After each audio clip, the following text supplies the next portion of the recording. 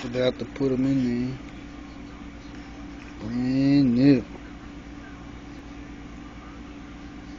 I was gonna order these earlier, back in September, but they didn't have them in stock until mid-October, so just waited. Make sure you put that covering on that middle leg there.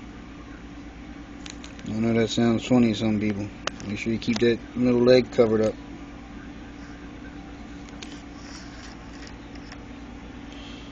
Getting ready to do it. Waiting for my iron here to warm up.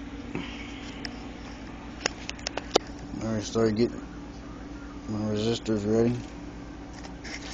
Still got these 4 here to put in, but we'll do that a little bit later. Here's the parts. I got everything I need. Got a little extra. Got a little stuff here.